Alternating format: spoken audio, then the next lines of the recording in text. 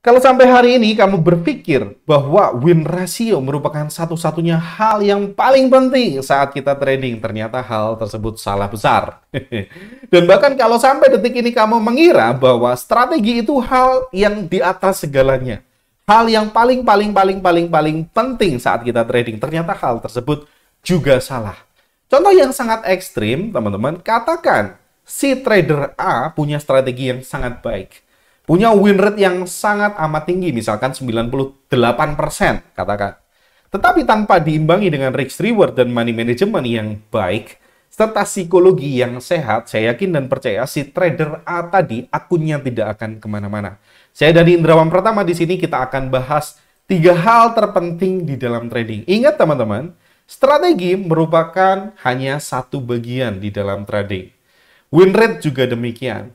Dulu teman-teman saya berkelana, ya bukan mengembara keliling hutan ya, teman-teman berkelana di YouTube, berkelana di Google, di internet, mencari strategi mana sih yang paling oke. Mencari strategi mana sih yang dalam tanda kutip holy grail. Ternyata dalam perjalanan saya teman-teman, hal tersebut merupakan hal yang mustahil dilakukan. Siapapun orang yang bisa mengklaim saya tidak pernah loss sedikit pun menggunakan strategi ABC. Saya yakin dan percaya orang tersebut akan menjadi orang yang paling kaya di muka bumi ini. Saya yakin juga teman-teman juga akan sepakat dengan apa yang saya katakan. Kalau ada si orang, si mentor, si YouTuber, atau si influencer menyatakan bahwa win rate-nya 100% misalkan. Saya yakin dan percaya juga si orang tersebut mungkin punya negara, bisa beli pulau, bisa beli samudra mungkin ya teman-teman. Dan itu merupakan hal yang konyol terjadi. Ya, sekali lagi, strategi yang sangat luar biasa, win rate yang sangat luar biasa di muka bumi ini tidak ada. Bisa nggak win rate-nya 100%? Bisa aja. Tetapi apakah bisa kita ulang terus-menerus sepanjang tahun? Sepanjang 5 tahun, sepanjang 10 tahun? Tentu saya yakin teman-teman, tidak akan terjadi. Bisa nggak win rate-nya 100%? Ya bisa. Misalkan bulan Agustus kemarin, win rate saya 100%. Misalkan, contoh aja. Apakah saya bisa mengulang bulan berikutnya, September? Bisa jadi ada perubahan, penurunan, atau naikkan lagi, dan seterusnya. Nah, teman-teman, 3 hal terpenting di dalam trading, bukan hanya strategi atau win rate, tetapi apa? Yang paling penting di sini, yang paling saya garis bawahi di paling bawah ini saya gambar pakai segitiga ya teman-teman. Yang paling mendasar adalah psikologi. Saat kita masuk ke market dengan motivasi yang keliru, itu akan membunuh kita sendiri, membunuh akun yang kita kelola sendiri. Mental kita, teman-teman, harus terbentuk dulu, harus terlatih dulu.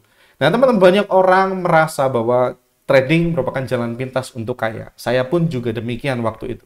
Ternyata semakin saya ke sini menggali, belajar dari guru-guru terbaik saya di dunia, ternyata hal yang paling penting bukannya strategi, melainkan psikologi. Motivasi kita, teman-teman, saat kita masuk. Nah, kalau kita ingin cepat kaya, tentu aja jalannya bukan trading ya, jawabannya ngepet aja ya. Dan saya juga menemukan sepanjang perjalanan saya, hal yang begitu krusial atau yang sangat istimewa di dalam kita trading adalah risk reward dan money management. Apa sih itu risk reward? Risk reward itu biasanya kita sebut dengan risk reward ratio. Misalkan sekali teman-teman loss, teman-teman resikonya 1. Tetapi kalau kita punya risk reward ratio yang baik, kita punya reward lebih dari 1. Karena kita meresikukan 1, kita harus minimal punya reward 2 atau 3 atau bahkan bisa 5, 7 dan seterusnya. 1:3, 1:5 itu mungkin yang biasa atau sering teman-teman tonton atau dengar dari channel ini. Biasanya RR-nya berapa? Risk reward ratio-nya berapa? 1:3 mas, 1:5 dan seterusnya. Money management merupakan hal juga yang sangat krusial, yaitu risk per trade kita wajib konsisten. Misalkan hari ini kita meresikukan $100, ya besoknya lagi sama. Nanti trade ketiga, keempat, kelima sampai trade ke 1000, ya misalkan ya $100 kalau teman-teman menggunakan risk by dollar, bisa juga by persen berdasarkan balance. Hal ini nanti akan kita bahas lebih detail ya tentang money management dan risk reward. Hal ini kita akan skip dulu. Tetapi sekali lagi, ini juga harus diimbangi dengan win rate ratio juga ya teman-teman. Apakah harus 99%? Jawabannya enggak. Apakah win rate 33% atau 40%? bisa profit? Jawabannya bisa-bisa aja. Banyak orang mengira bahwa win rate saya tuh, misalkan ya, contoh aja teman-teman, katakan ada win rate seseorang, win rate-nya 40%. Banyak orang menganggap 40%, buat apa dong win rate 40%? Misalkan dari 100 transaksi. Ternyata teman-teman, yang loss adalah 60, yang win adalah 40 posisi. Apakah bisa profit? Buat sebagian orang mungkin ini nggak nyambung ya teman-teman. Tapi selama teman-teman punya risk reward yang sehat, saya akan kasih contoh ilustrasi yang lebih mudah agar teman-teman pahami ya. Saya akan tuliskan di situ, saya akan ganti fontnya pakai warna hitam. Misalkan nih, kita pakai risk reward ratio adalah 1:2. Nggak usah gede-gede deh, 1:2. Money management, risk per trade-nya kita punya resikonya adalah $100. Kita akan tulis di sana resikonya $100. Katakan di transaksi yang pertama, transaksi yang pertama loss. Kalau loss, kita punya minus 100. Transaksi yang kedua juga loss. Nah, kita akan banyakin loss-nya, teman-teman bisa lihat. Transaksi yang kedua loss, artinya minus 100.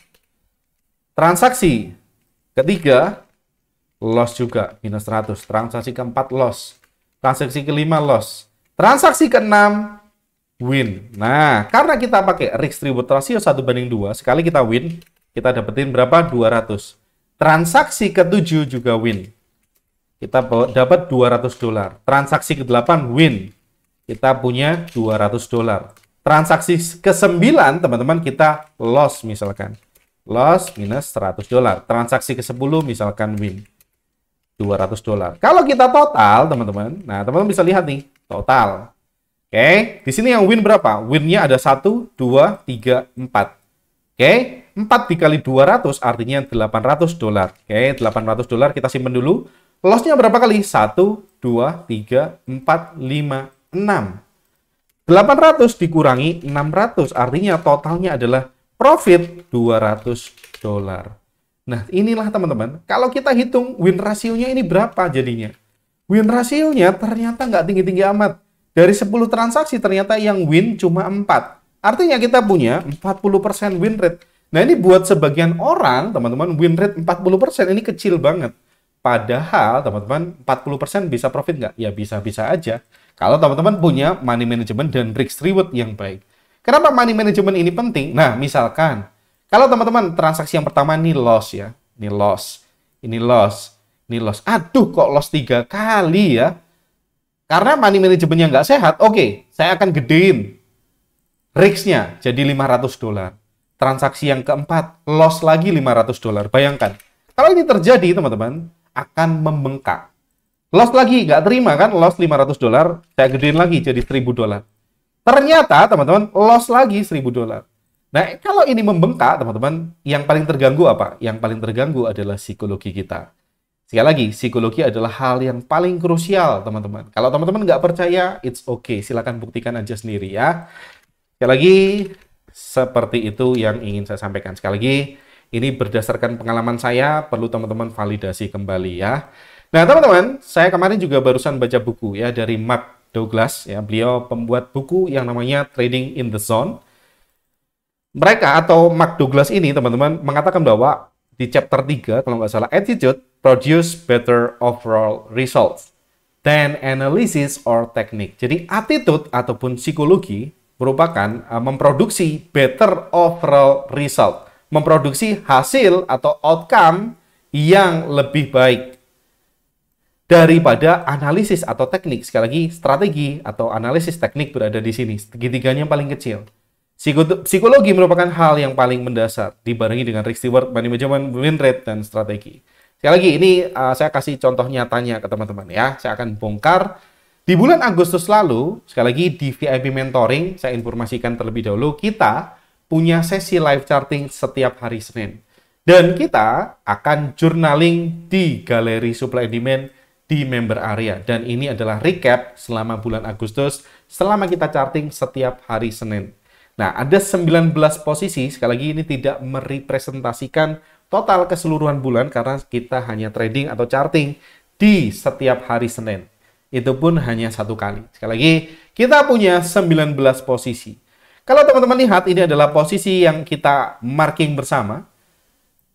Ini minus 1, ini hasilnya minus 1, minus 1, minus 1. Ini R-nya, ini risk atau reward-nya ya teman-teman.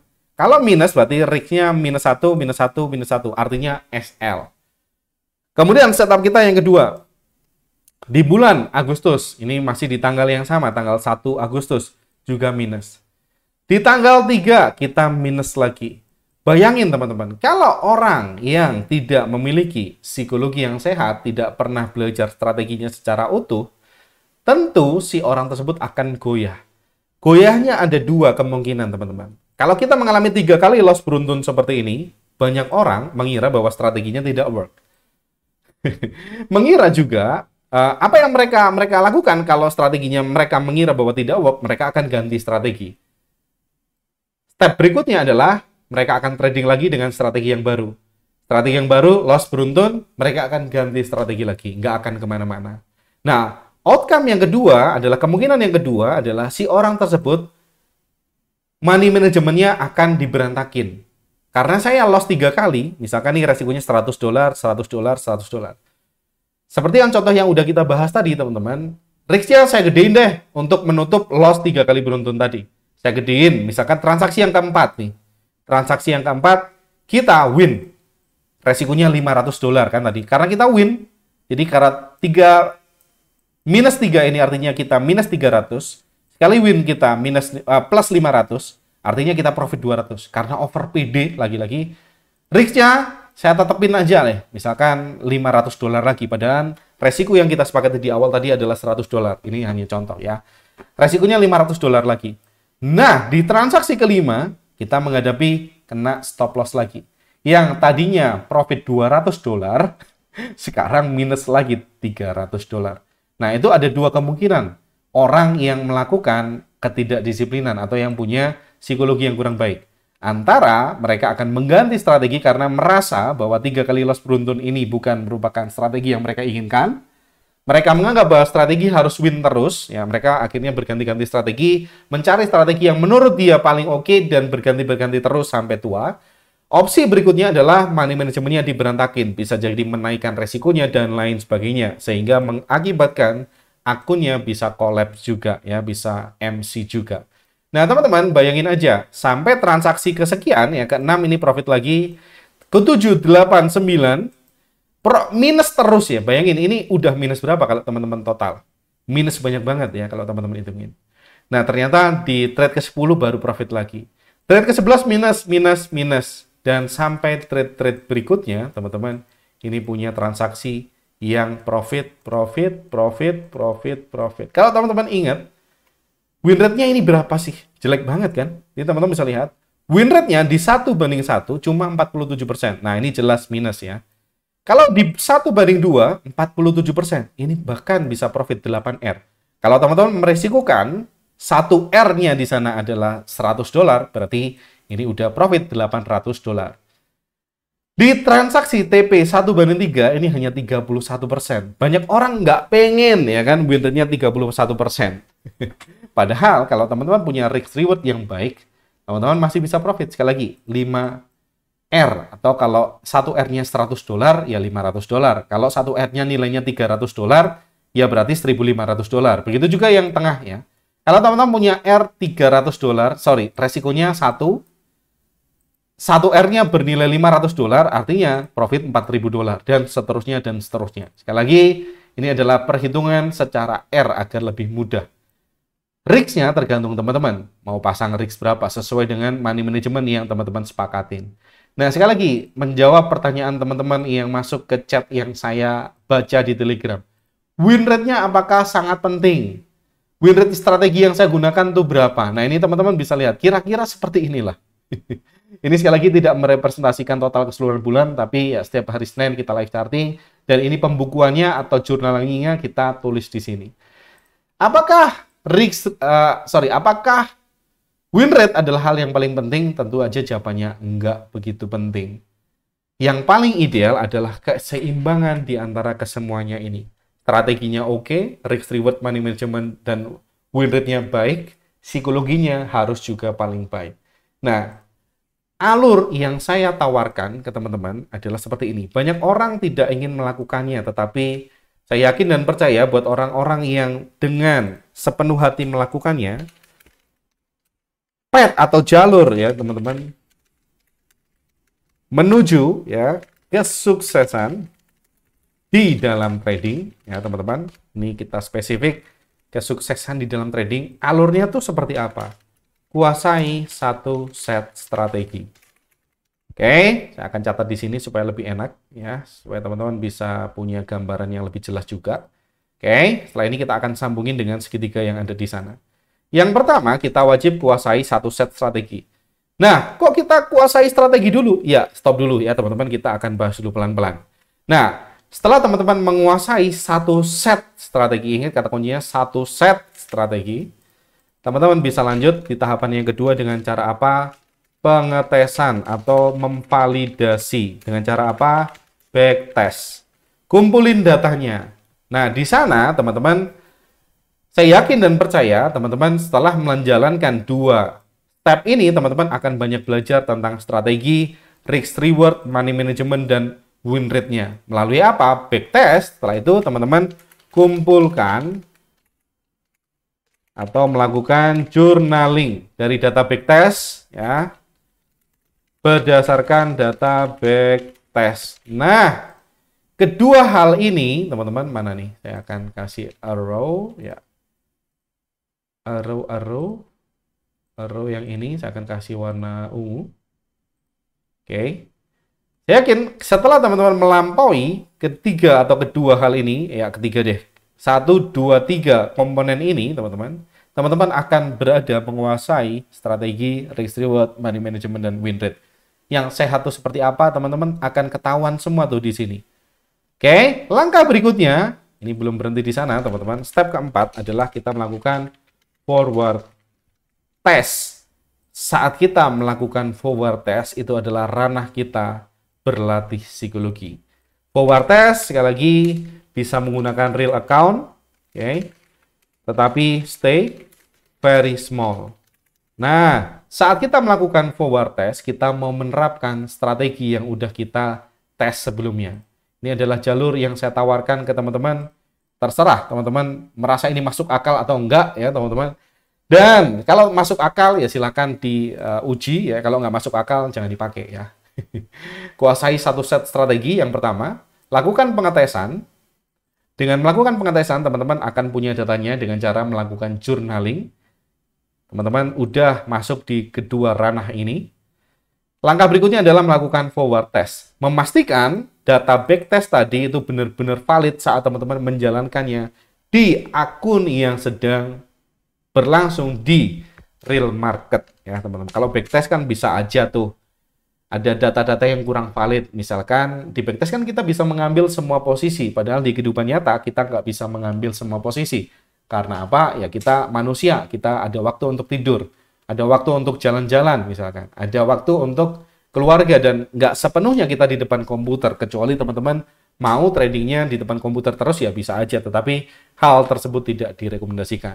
Kemungkinan yang kedua, teman-teman, kalau di data backtest, teman-teman tidak bisa skip ya, matanya kan bisa aja kan, nah, karena di depan komputer hanya 1 jam 2 jam bisa fokus. Tapi kalau saat kita trading di real account itu tantangannya sedikit berbeda.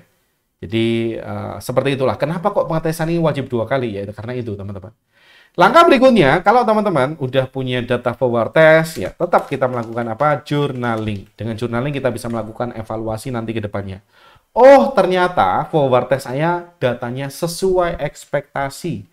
Barulah kita lanjut masuk ke real account. Di real account tetaplah kita melakukan journaling, tetaplah kita melakukan evaluasi. Nah, ini adalah tahapan yang seharusnya semua trader lakukan. Banyak orang tidak menguasai satu set strategi, hanya mengetahui ujung-ujung strategi, ujung-ujungnya doang ya yang saya maksud. Mereka langsung terjun ke real. Banyak orang seperti itu, teman-teman. Dan saya nggak mau teman-teman jadi salah satunya. Nah, banyak orang, sekali lagi, nggak tahu satu set strategi, langsung lompat ke sini. Langsung buru-buru pengen deposit. Tanya-tanya broker. Broker yang bagus tuh apa, Mas? Saya mau deposit. Lah, kalau kamu belum punya satu set strategi, belum pernah ngetes, belum pernah forward test, belum belum pernah punya datanya, langsung deposit, ya tentu aja hal ini akan sangat konyol. Sangat amat konyol bahkan ya. Ini kenapa saya agak sedikit menggebu-gebu ya saya ngobrolnya, karena banyak banget kasus yang saya temuin seperti ini. Saya harap teman-teman bukan menjadi salah satunya. Sekali lagi, kalau teman-teman amatin di bulan Agustus di jurnalnya Jaripedia, teman-teman bisa melihat ada banyak sekali loss, tetapi apakah bisa win? Jawabannya bisa aja win. Selama teman-teman punya money management, risk reward yang bagus, serta yang paling penting adalah psikologi yang bagus. Strategi nomor belakangan. Strategi yang so-so pun bisa oke.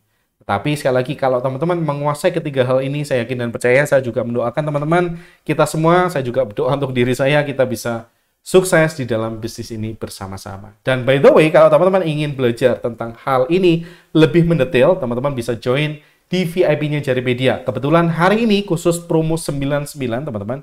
Teman-teman bisa bergabung ke VIP Mentoring, 1 bulan dapat bonus 15 hari. 3 bulan, teman-teman, bonus 30 hari. Bahkan kalau teman-teman join 12 bulan, teman-teman akan mendapatkan 90 hari bonus. Caranya, teman-teman bisa masuk ke sini ya, jaripedia.com/komunitas. Saya akan klik aja buat teman-teman. Linknya semuanya ada di deskripsi. Teman-teman bisa cek aja nanti linknya ya di bawah. Dan ini adalah semua program yang saya tawarin buat teman-teman. Di sini kita punya setidaknya ada 9 kali atau bahkan 10 kali kita live session barengan sama saya setiap bulannya. Dan teman-teman bisa ngedapetin sesi mentoring setiap hari. Kita bisa ngobrol seperti ini setiap hari di dalam forum Jaripedia. Kemudian teman-teman bisa mengakses semua rekaman live session. Sekarang udah sekitar 100 lebih video khusus untuk membahas supply and demand. Bayangin aja teman-teman. Dari 100 video tersebut teman-teman bisa menggali banyak hal. Gimana sih zone yang oke? Gimana sih cara mencari tren yang valid? Gimana sih cara menilai zone? Gimana sih cara mencari white space dan lain sebagainya? Dan teman-teman bisa mendapatkan akses ke galeri, ada Jaripedia Pix, kemudian teman-teman akan mendapatkan kelas membangun trading plan. Ini khusus buat teman-teman yang bergabung ke VIP Plus. Hanya bayar 1 tahun atau 12 bulan, teman-teman akan mendapatkan totalnya berarti bonus 90 hari, 15 bulan. Dan sekali lagi ada live private group mentoring khusus teman-teman VIP Plus, kita bisa ngobrol melalui Zoom meeting. Teman-teman bisa curhat, ini sesi curhat barengan sama saya setiap bulannya. Dan itu khusus tersedia di VIP Plus. Kalau VIP 3 bulan, ini adalah package-nya. Kalau VIP Lite seperti ini. Dan semuanya mendapatkan bonusnya by the way. Khusus hari ini untuk 7 orang pertama. Saya Dani Indra Martama, undur diri. Sampai jumpa di video-video berikutnya. Dan ciao.